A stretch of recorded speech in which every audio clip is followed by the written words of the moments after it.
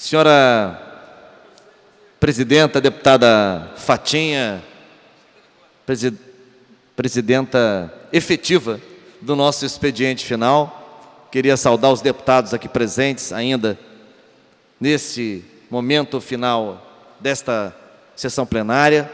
Quem ainda nos assiste pela TV Alerj, nos segue pelas redes sociais, imprensa e colega de trabalho desta casa. Deputada Fatinha, meados dos anos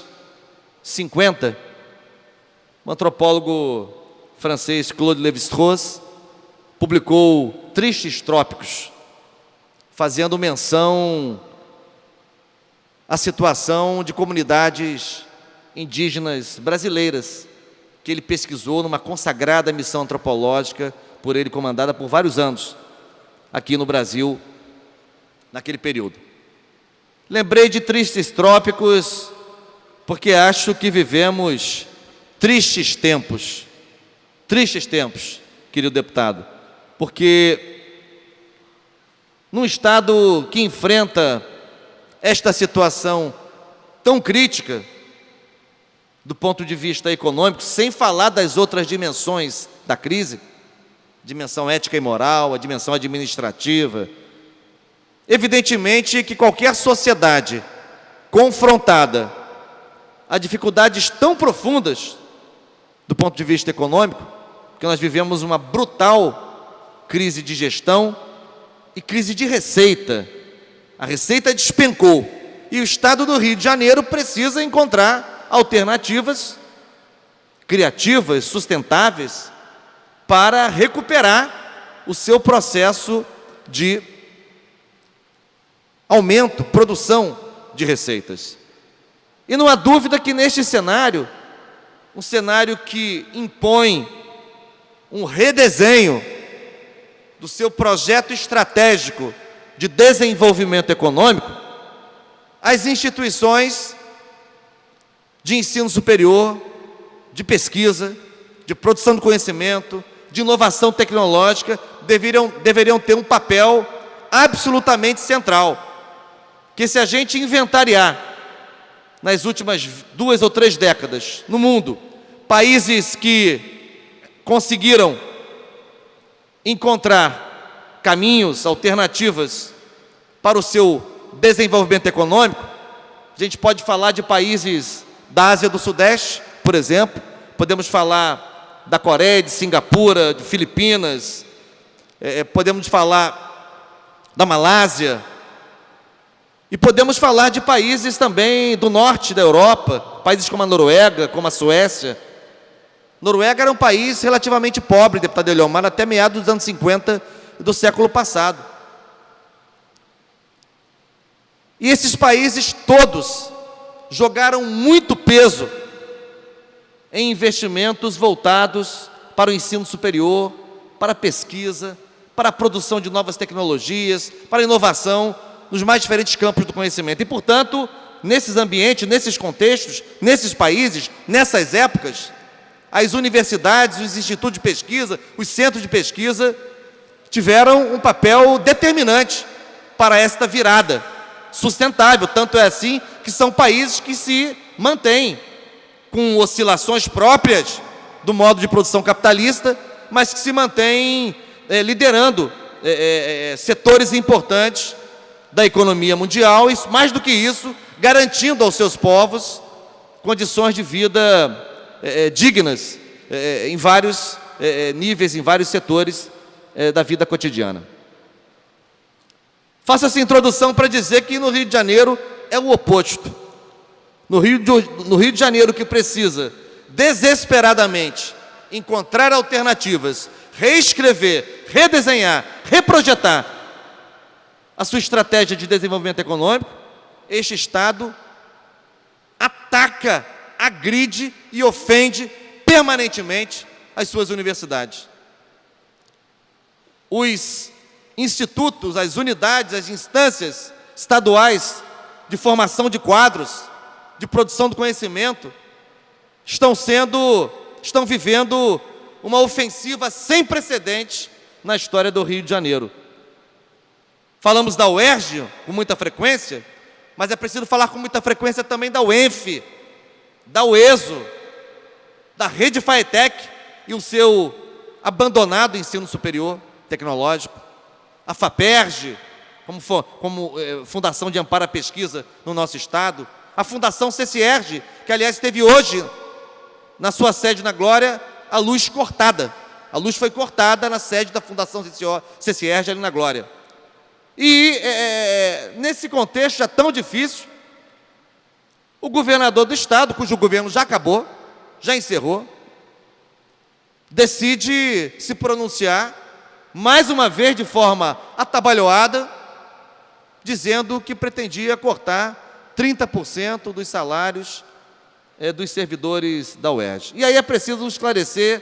duas ou três coisas muito importantes. Em primeiro lugar, a Universidade do Estado do Rio de Janeiro, o corpo docente desta universidade, que é uma das mais prestigiadas, uma das melhor avaliadas nos mais diferentes rankings de produção acadêmica do Brasil e da América Latina, esses professores, meus colegas, não estão em greve. Eles não estão em greve. Ao contrário, estão numa luta profunda, diuturna, cotidiana, para recuperarem não as condições ideais, mas as condições elementares, rudimentares, para retomar as suas atividades docentes, de pesquisa, acadêmicas, enfim, no cotidiano dos diferentes campi da UERJ, não apenas no Maracanã, mas também em Petrópolis, também em Friburgo, também em Teresópolis, também em Angra dos Reis, também em São Gonçalo, também em Duque de Caxias. Então, mente o governador, mente o governo do Estado, quando faz crer à sociedade que o corpo docente da UERJ está em greve. Não é verdade. E também comete um erro crasso, porque ele não pode, ele não poderia e não poderá reduzir por decreto o salário dos servidores. Isto não é possível, isto não está ao seu alcance, não está ao alcance do poder discricionário dos governadores, que podem executar decretos, podem publicar decretos, mas não sobre qualquer tema, não sobre qualquer assunto. Tanto é assim que o desembargador Maurício Caldas Lopes, ontem, 27 de março de 2017, às 19 horas, 32 minutos, 43 segundos, fez divulgar a sua decisão, concedendo liminar ao mandado de segurança preventivo interposto pela UERJ, proibindo, impedindo qualquer tentativa do governo do Estado, sob pena de multa diária, ao chefe do Poder Executivo, se tentasse desfechar mais esse golpe